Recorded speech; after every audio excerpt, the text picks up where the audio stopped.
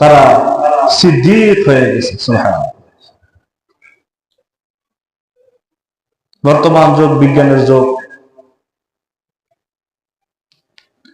বিজ্ঞান বলে যে মহাশূন্য যা আছে এটা আছে। যারা ন্যূনতম বিজ্ঞান একটু বুঝেন, সাধারণ জ্ঞান একটু আছে, তারাও বুঝতে পারবেন যে আমাদের পৃথিবীটা কি গোলাকার। কেমন গোল? এটা বলের মতন গোল না, আবার ডিমের মতনও গোল না। কেমন গোল? কমলার মতন, যেটা চারদিক দিয়ে গোল, নিচে দিয়ে পুরো একটু চ্যাপ্টা। যখন আমাদের দেশ থেকে ঢাকা এয়ারপোর্ট থেকে একটা বিমান উড়ে যায়, ধরে আমেরিকা গেল, মাঝখান দিয়ে কি কোনো পাহাড়ের সাথে ঠেস খায়? খায় না। তার মানে এটা মহাশূন্য, এটা পুরো শূন্য। এই মহাশূন্যটা আমাদের পৃথিবীকে ঘেরাও দিয়ে রাখছে, যেটাকে আমরা বলি আকাশ। এই যে আমরা উপরে তাকাই, কি দেখি? খালি নীল আর নীল, নীল। আসলে আমাদের চোখের এই চক্ষু, চন্দ্র চক্ষু, এটার পাওয়ার এতটুকু পর্যন্ত, এই জন্য নীল দেখি, এরপর আর দেখিনি। ওই পাওয়ার আমার চোখে পাওয়া যায় না। এটাকে বলে মহাশূন্য। আবার আমাদের পৃথিবীর বাইরে আরেকটা মহাশূন্য আছে, এটার কোন কূল কিনারা এখনো পর্যন্ত বিজ্ঞান খুঁজেও পায়নি।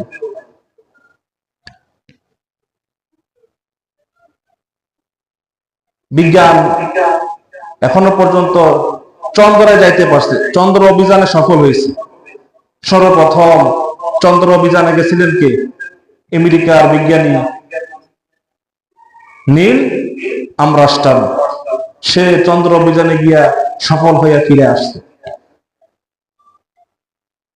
সে ফিরে আইসা পৃথিবীবাসীকে 3টা বার্তা দিছে। ও পৃথিবীবাসী, তোমরা চিন্তা করছিলা যে আমরা পৃথিবীর বাইরে বিভিন্ন গ্রহ নক্ষত্রে যাইয়া আমরা বসবাস করব, আমরা ঘর বানাবো, বাড়ি বানাবো, আমরা থাকবো। আসলে এটা এরকম না। চাঁদে কোনো অক্সিজেন নাই। কি নাই? কোনো অক্সিজেন নেই। মানুষ যে বসবাস করবে এমন কোন উপযুক্ত কোনো জায়গায় নেই, কোনো অক্সিজেন নেই। একটা বার্তা দিচ্ছে, চাঁদে কোনো অক্সিজেন নেই, এটা এখানে থাকার কোন উপযোগী আল্লাহ তাআলা বানাননি।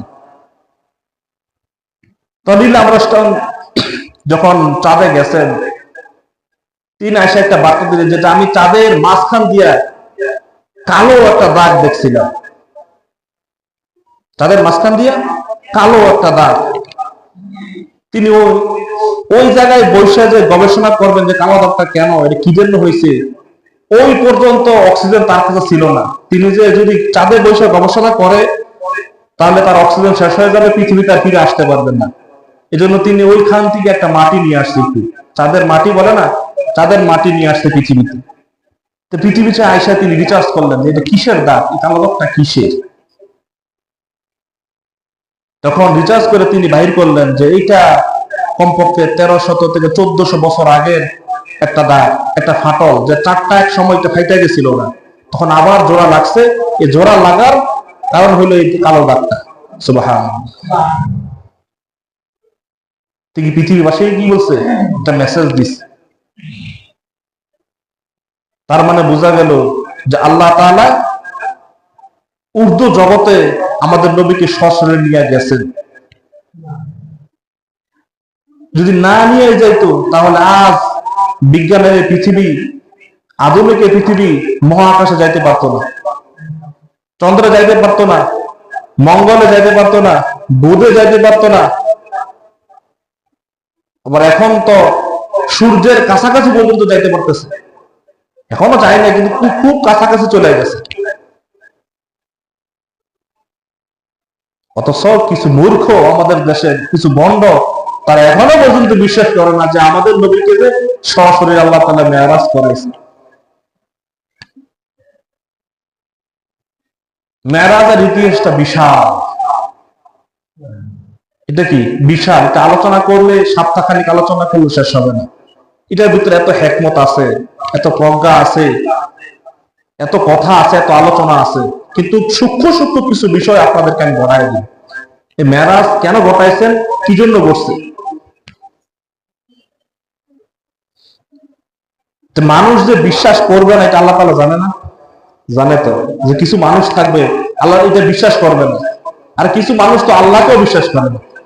আল্লাহ তো এটাও জানে, বিশ্বাস যে করবে না, এই জন্য আল্লাহ তাআলা শুরু করছেন সুবহানাল্লাযী ইয়াসরা সুবহানাল্লাযী ইয়াসরা বিআবদিহি লাইলাম মিনাল মাসজিদিল হারাম ইলাল মাসজিদিল আকসাল্লাযী বারাকনা হাওলাহু লিনুরিয়াহু মিন আয়াতিনা। সুবহান কি দিয়ে শুরু করছেন? সুবহান মানে পুত পবিত্র। আল্লাহ মেরাজের ঘটনা কিভাবে বর্ণনা করছে আমাদের সামনে? সুবহান দিয়া, আল্লাহ পুত পবিত্র। এখন আপনাদের সামনে প্রশ্ন আসে, যেহেতু পুত পবিত্র মানে পবিত্র, তো পবিত্র তো আমরা সচরাচর বুঝি যে যদি আমরা নাপাক হয়ে যাই, আমাদের শরীরে যদি নাপাক লাগে, আমরা দুইয়ে মুছে পবিত্র হই। আমাদের শরীরে যদি কোনো নাপাক লাগে আমরা ধুয়ে ফেলি, আমরা পবিত্র হই। তারপরে নাপাক লাগলে আমরা ধুয়ে দেই, পবিত্র হয়ে যায়। এই তো, এটাই তো বুঝি আমরা।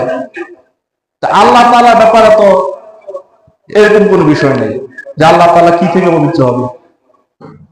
মুফাসসিরগণ এটার ব্যাখ্যা বলছেন, আল্লাহ তাআলা সুবহান বলে এই ব্যাখ্যা মানুষকে বুঝাইতে চাইতেছেন মানুষের অক্ষমতা, মানুষের শক্তির বাইরে যেটা নাই, মানে মানুষ যেখানে অক্ষম হয়ে যায়, অক্ষমতার ঊর্ধ্বে আল্লাহ তাআলা পবিত্র। সুবহানাল্লাহ। মানুষের শক্তির আড়ালে, মানুষের শক্তির মধ্যে যেগুলা আছে, মানুষের শক্তির বাইরে যেগুলা নাই, ওই থেকে আল্লাহ তাআলা পবিত্র। ক্ষমতাবান আল্লাহ তাআলা, সর্বশক্তিমান আল্লাহ তাআলা সুবহান বলে এটাই বুঝাইতেছেন মানুষের ক্ষমতার ঊর্ধ্বে যায় আল্লাহ তাআলা সব করতে পারে, যেখানে আমরা করতে পারি না। উদাহরণ দিলে বুঝবেন, আল্লাহ তাআলা মুহাম্মদুর রাসূলুল্লাহ সাল্লাল্লাহু আলাইহি সাল্লামকে মেরাজ করাইছেন। শুরু হয়েছে উম্মে হানের ঘর থেকে, নবীর চাচাতো বোনের ঘর থেকে। নবীজি শুয়ে আছেন, হযরত জিবরাইল আলাইহিস সালাম নবীজি ঘরের উপর থেকে 7টা ফাটল দিয়া, মানে 7টা ফাঁক করে দিছে। তারপরে নবীজির সামনে আসছেন। ঘরে তো দরজা ছিল, দরজায় টোকা দিতে পারতো না, দরজা দিয়ে আসতে পারতো না, কেন আসেনি? 7 ছিদ্র করে, 7 ফাঁক করে কেন আসছেন? ঘরের 7 ফাঁক করে সরাসরি আসতেন। আবার এখান থেকে নিয়ে গেছেন, এমনি এমনি আবার 7টা কি জোড়া লাগিয়ে গেছে। এটা এই জন্যই করছেন যে এই ঘটনাটা এখন থেকে যা ঘটবে এটা সব আশ্চর্যজনক, এটা মানুষের শক্তির বাইরে। এই ঘটনা দিয়ে আল্লাহ তাআলা বুঝাইছেন যে 7টা এমনি এমনি ফাঁক হয়ে গেল, নবীজিকে নিয়ে জিবরাইল আমিন চলে গেলেন, আবার 7টা এমনি এমনি জোড়া লেগে গেল।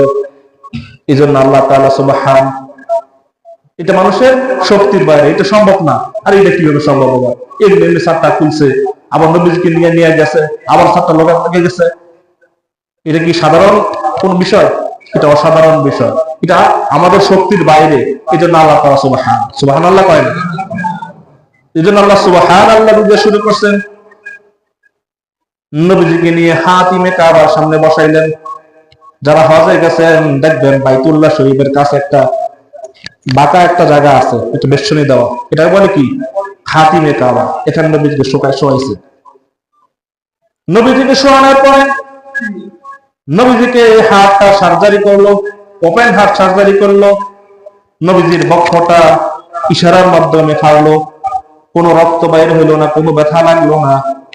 নবীজির ভিতর থেকে নবীজির কলবটা বাইর করলো জমজমের পানি দিয়া অথবা জান্নাতের কোনো পানি দিয়া, এটা ভালোভাবে ধৌত করে নবীজির কলটা, নবীজির বক্ষটা আবার ভিতরে লাগাই দিল, আবার আমনে জোড়া লাগাই দিল।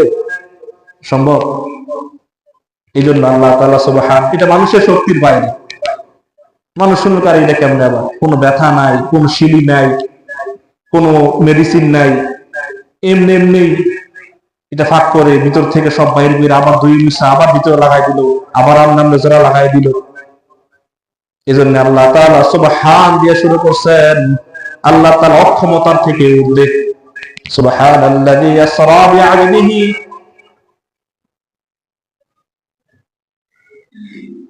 তো মানুষ কয় যে এগুলো কিভাবে সম্ভব, এইভাবে সম্ভব।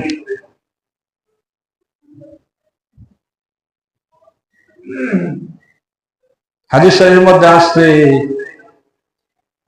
নবীজির যখন হার্ট সার্জারি হয়ে গেল, নবীজির সামনে একটা পশু আসছে, যেটা গাধার চেয়ে একটু বড়, খচ্চরের চেয়ে একটু ছোট, গাঢ় থেকে নিচ পর্যন্ত হইল চতুষ্পর জন্তুর মতন, এবং গাঢ় থেকে উপরের অংশ হইল মানুষের মতো। সুবহানাল্লাহ। যেটাকে নাম দিছিল বরাক। নাম কি? বরাক।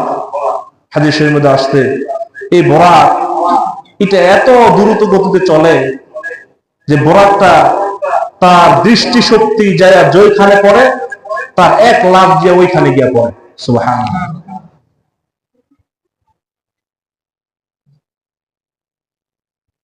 মসজিদে হারাম থেকে মসজিদে বাইতুল আকসা পর্যন্ত, বাইতুল মুকাদ্দাস পর্যন্ত যে সফরটা করছে, এটাকে বলে ইসরা। কি বলে? ইসরা, মানে রাত্রিকালীন ভ্রমণ। আর মসজিদ আকসা থেকে বাইতুল মুকাদ্দাস, সিদরাতুল মুনতাহা পর্যন্ত যে সফরটা করছে, এটা হলো মিরাজ, মানে উর্দু জগতের সফর, উর্দু জগতের ভ্রমণ। এখানে অনেক লম্বা ইতিহাস আছে।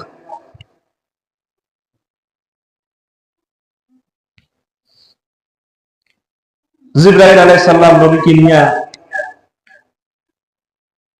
বরাক নিয়ে ছুটছেন মসজিদে আকসার উদ্দেশ্যে। জিবরাইল আমিন সামনে, নবীজি পিছনে। এখন প্রশ্ন করে যে এটা আবার কেমন? জিবরাইল নবীর সামনে, নবী জিবরাইলের পিছনে, একটা অসম্মান দেখা যায় না? তো নবীজিকে সামনে রাখলে একটা কথা ছিল, কিন্তু জিবরাইল নবীর সামনে, জিবরাইল পিছনে নবী বসা। দেখেন, ট্রেন যখন চলে, ট্রেন, আমাদের দেশে ট্রেন চলে না, ট্রেন যখন চলে, ট্রেনের পিছনের বগিতে কিন্তু সম্মানিত ব্যক্তিরা বসে, এমপি মন্ত্রী সবাই বসে। উত্তর কোরিয়ার প্রেসিডেন্ট কিন্তু ট্রেন দিয়ে সফর করে বেশিরভাগ। হ্যাঁ, ট্রেন দিয়ে সফর করে, হ্যাঁ, নিজস্ব ট্রেন আছে। এখন সে তো পিছনের ভিআইপি বগির মধ্যে বসে, এই জন্য কি তার দাম কমে গেছে? কিন্তু চালাকা তো ড্রাইভার চালাইতেছে। তো যানবাহনের ক্ষেত্রে যদি পিছনে যাত্রী থাকে, যাত্রীর মান কমে না যদি ড্রাইভার সামনে থাকে। ঠিক তেমনি ভাবে নবীজি সাল্লাল্লাহু আলাইহি সাল্লামকে জিবরাইল আমিন যখন নিয়ে চললেন, জিবরাইল ড্রাইভার হইছেন, নবীজি প্যাসেঞ্জার হইছে। এই জন্য দাম কি কমে না, এটাই নিয়ম।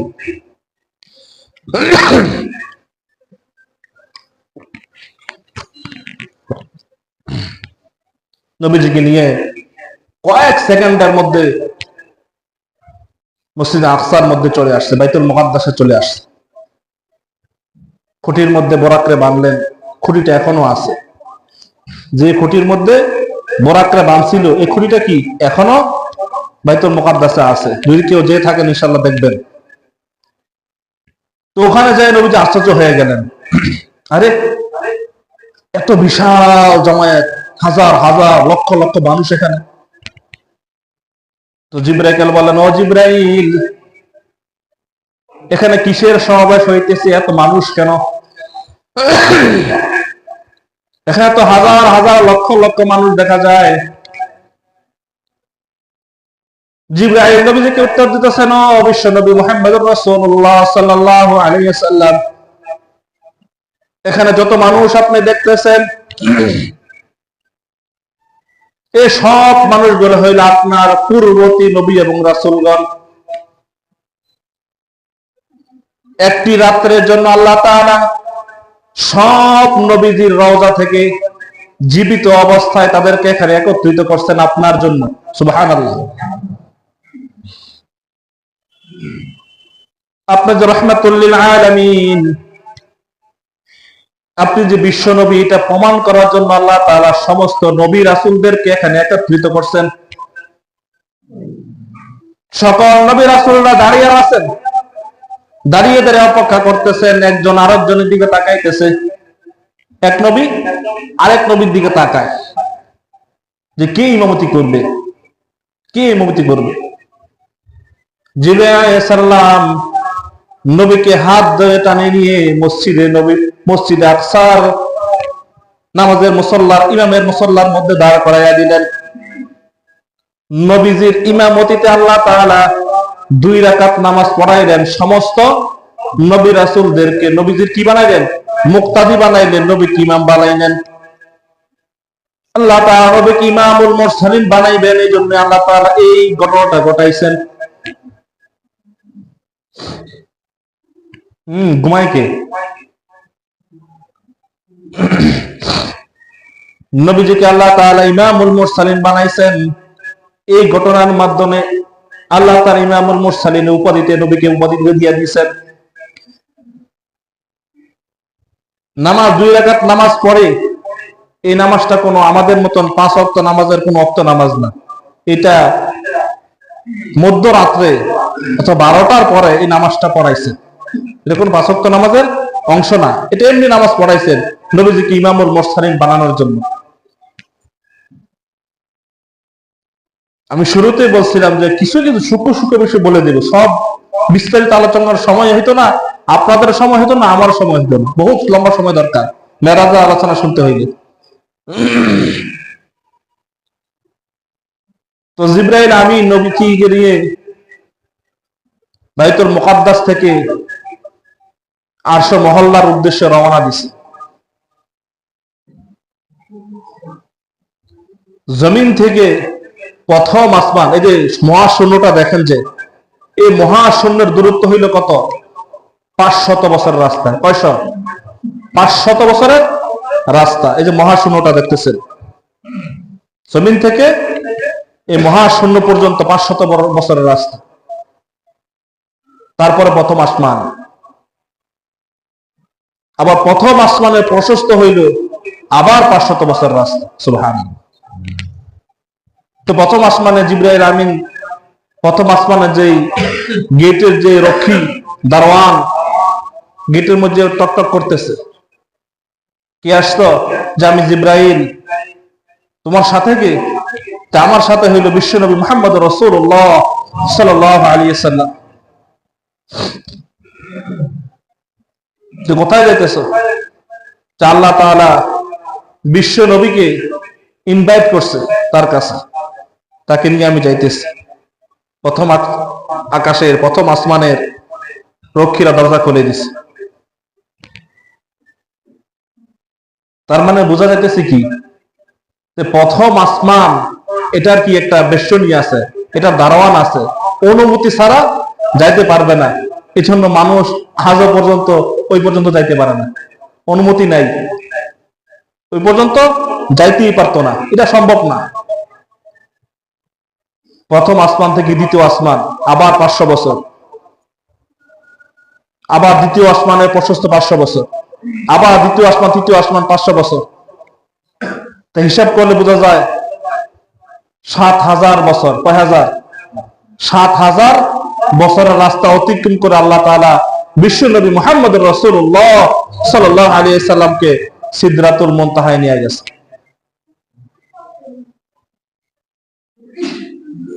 এখন প্রশ্ন আসে, তো সব শিক্ষিত মানুষ, বিজ্ঞানের যুগ, আধুনিক যুগ, 7000 বছরের রাস্তা অত মুহূর্তের মধ্যে আল্লাহ তাআলা সব ঘুরায় নিয়ে বসছেন, এটা কিভাবে সম্ভব? আবার আয়েশা দেখতেছে যে যে ওযু পানি দিয়ে ওযু করে গেছে, এই পানি এখনো গড়ায় যায়, কি আছে? প্রশ্ন আসে না যে এটা কিভাবে সম্ভব? এই পৃথিবীর মালিক কে? আল্লাহ। এই পৃথিবী চালায় কে? এই দিনের মালিক কে? চন্দ্রের মালিক কে? সময়ের মালিক কে? জোরে কয় না। ঘুমে আসলে একটু জোরে চড়ে বসেন না ভাই, মসজিদে ঘুমানোর জন্য আসছেন, কিছু কথা শুনেন, একটু লড়ে চড়ে বসেন, তাহলে ঘুম আসবো না। এই বিশ্ব জগতের মালিককে? জোরে বলেন আল্লাহ। মানে আমাদের জবান এত কমে গেছে, এই জন্য নাস্তিক বেঈমান কাফের বেদিন আমাদের সমানে পিটায়, কিন্তু আমাদের জবানই খুলে না। আমরা যুদ্ধ করবো কেমনে? শাহজালাল ইয়ামানি রহমতুল্লাহ আলাইহি এই দেশে আল্লাহু আকবার ধ্বনি দিয়ে এই দেশ বিজয় করছে মিয়া। আল্লাহু আকবার ধ্বনি দিয়া যতদিন পর্যন্ত মুসলমানের জবানের গলার আওয়াজ উচ্চ ছিল, আওয়াজ বড় ছিল, ততদিন পর্যন্ত বেঈমান কাফের নাস্তিক বেঈমানরা মুসলমানদেরকে ভয় পাইত। আমাদের আওয়াজ নিতে হয়ে গেছে, কাফের বেঈমান আমাদেরকে পিটানো শুরু করছে। মসজিদে আসছেন মিয়া, আল্লাহর নাম একটু জোরে করবেন, এটাও কন্যা মিয়া, বাইরে আপনি তো দেখতে আপনার তো বিলে এখনই বানাই লেছি, বিলাল তো এখনই হয়ে গেছেন, অথচ আমরা সিংহের জাতি ছিলাম, এখন আমরা বিড়ালের জাতি হয়ে গেছি। মেও মেও মেও মেও করে হক কথা বলতে পারি না, সত্য কথা বলতে পারি না, এই মানে শক্তি আমাদের নাই। বিশ্বজগতের মালিক কে? এ পৃথিবী কে চালায়? এ সময়ের মালিক কে? আল্লাহ। যখন আমাদের এয়ারপোর্ট দিয়ে কোনো ভিআইপি মানুষ আসে, কোন দেশের প্রধানমন্ত্রী আসে, কি করে? এয়ারপোর্ট থেকে পর্যন্ত গণভবন পর্যন্ত সব রাস্তা ব্লক, নাকি সব রাস্তা বন্ধ করে দেয় যে ভিআইপি আসতেছে, অমুক দেশের প্রেসিডেন্ট আসতেছে, সব রাস্তা বন্ধ, এতটা থেকে এতটা পর্যন্ত, দুপুর 1টা থেকে দুপুর 3টা পর্যন্ত, এয়ারপোর্ট থেকে গণভবন পর্যন্ত ওই দিক দিয়ে সব রাস্তা বন্ধ, ওই দিক দিয়ে সব রাস্তা বন্ধ, গাড়ি চলাচল এতটা থেকে এতটা পর্যন্ত। তো সামান্য পৃথিবী একটা চুটকি একটা প্রধানমন্ত্রীর লেগে যদি পৃথিবীর গাড়ি ঘোড়া সবকিছু বন্ধ করে দিতে পারে, তো বিশ্ব মানবের মুক্তিদূত রাহমাতুল আলামিন ইমামুল মুরসালিন খাতামুল আম্বিয়িন বিশ্বনবী মুহাম্মদুর রাসূলুল্লাহ সাল্লাল্লাহু আলাইহি ওয়াসাল্লামকে আল্লাহ তাআলা সফর করাইতেছেন। এই জন্য আল্লাহ তাআলা সময়কে বলছেন স্টপ হয়ে যা, পৃথিবীর ঘূর্ণিকে বলছে স্টপ হয়ে যা, পৃথিবীর চলমান শক্তিকে বলছে স্টপ হয়ে যা। পৃথিবীর সব কিছু তখন স্টপ হয়ে গেছে, কিছু চলে নাই। যে আমার নবীর সফর শেষ হবে, আবার আগের মতো সব চলবে। বুঝে থাকতে বলেন এটা কি আল্লাহ তাআলা পারে কিনা? এই জন্য আল্লাহ তাআলা সুবহান দিয়ে শুরু করছেন। কি দিয়ে শুরু করছেন? সুবহান দিয়ে শুরু করছেন, যে মানুষ যে কোনো প্রশ্ন তুলতে না পারে। সুবহান, সব কিছু থেকে আল্লাহ তাআলা কি ঊর্ধ্বে।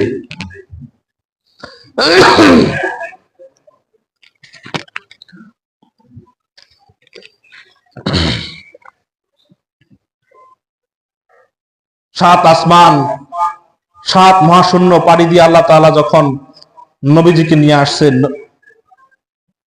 সামনাসামনি বসাইছেন, এই যে একটা সম্মান, এই যে একটা মুআজিজা, এটা অন্য অন্য নবীর নাই। আল্লাহ তাআলা অন্য অন্য নবীকে দুনিয়ার মধ্যে পাঠাইছেন, যাও মানুষের কাছে সবক পৌঁছায় দাও, লা ইলাহা ইল্লাল্লাহ সবক কি মানুষের দ্বারা দ্বারে পৌঁছায় দাও। কিন্তু একমাত্র আমাদের নবী মুহাম্মদুর রাসূলুল্লাহ সাল্লাল্লাহু আলাইহি সাল্লামকে নিজের কাছে নিয়া, নিজের কাছে দাওয়াত দিয়া নিয়া, আমাদের বিধিবিধান দিয়া পানির মধ্যে পাঠাইছেন। সুবহানাল্লাহ। আরে মুসলমান, বুঝলেন না এখন? তো অন্য অন্য নবীদের, অন্য অন্য জামানার নবীরা আল্লাহ তাআলা শুরুতে পাঠাই দিয়েছেন, কিতাব দিয়ে দিয়েছে, যাও এটার উপর দাওয়াত দাও, লা ইলাহা ইল্লাল্লাহ, লা ইলাহা ইল্লাল্লাহ দাওয়াত দাও। কিন্তু আমাদের নবীকে আল্লাহর কাছে নিছে, সব জান্নাত জাহান্নাম ঘুরায় দেখাইছে, দেখায় আল্লাহ তাআলা বিধিবিধান দিছে। এখন যে আপনার উম্মতকে কি করেন? দাওয়াত দেন, প্রচার করেন। কি সৌভাগ্য আমাদের। আল্লাহ এই যে আল্লাহর কাছে নিছেন, এখানে অনেক কথা হয়েছে। কিছু কিছু কথা আপনাদেরকে আমি বলে দিই। এখানে অনেক কি হয়েছে, কথাবার্তা হয়েছে। এক বন্ধু আরেক বন্ধুর বাড়িতে গেলে খালি হাতে যায়? কথা কেনা খালি হাতে যায়? খালি হাতে যায় না। আল্লাহ তাআলা জিজ্ঞাসা, ও নবী, ও হাবিব, ও আমার বন্ধু, আমার জন্য কি নিয়ে আসছেন? বিশ্বনবী মুহাম্মদুর রাসূলুল্লাহ সাল্লাল্লাহু আলাইহি সাল্লাম বললেন, ও আল্লাহ, ও আমার মালিক, আমি আপনার জন্য খালি হাতে আসে নাই, আমি আপনার জন্য খালি হাতে আসে নাই।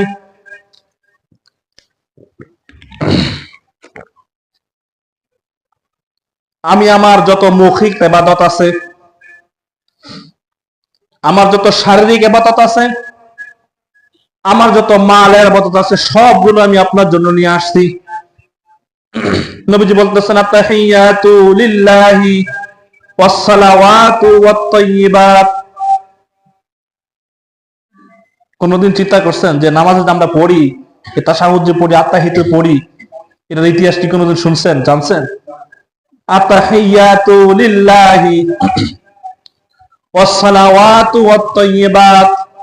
আমি আমার আপনার জন্য আমার মৌখিক যত ইবাদত আছে, আমার শারীরিক যত ইবাদত আছে, আমার মালের যত ইবাদত আছে, সব কিছু আপনার জন্য আমি হাদিয়া স্বরূপ নিয়ে আসলাম।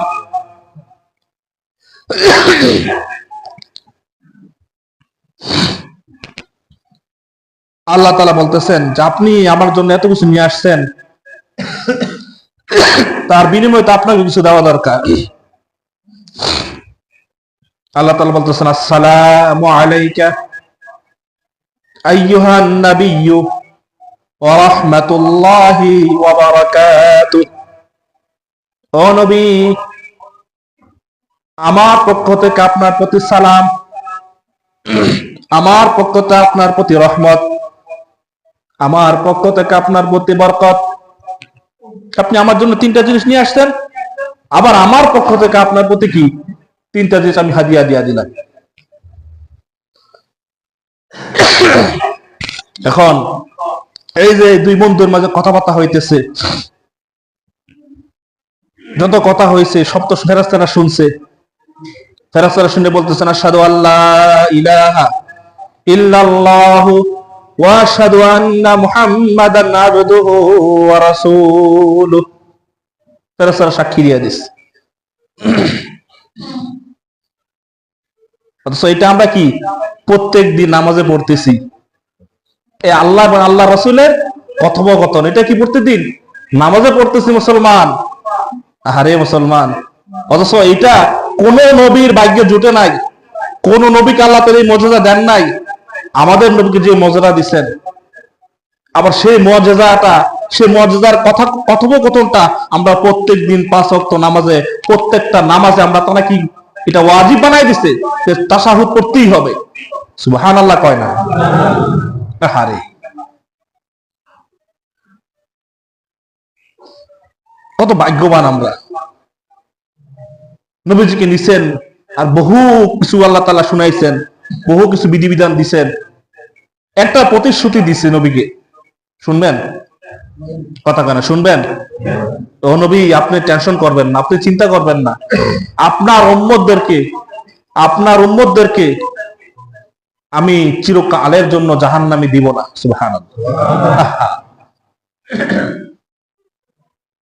এখানে কয়েকটা প্রশ্ন আছে, লেকিন, কিন্তু, বাট।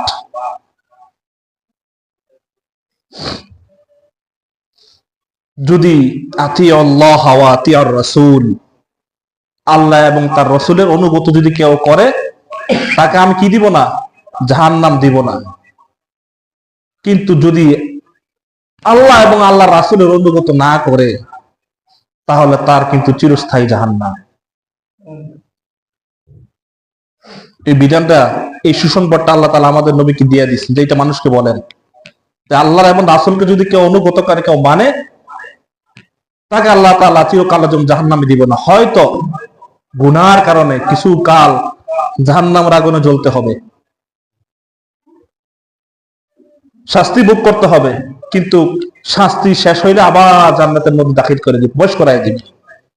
কিন্তু যদি কেউ আতিউল্লাহ ওয়া আতিউর রাসূল বাইরে যায়, আল্লাহকে অস্বীকার করে, নবীকে অস্বীকার করে, আল্লাহর সাথে শিরক করে, তার জন্য জাহান্নাম ওয়াজিব হয়ে যায়। নাউজুবিল্লাহ।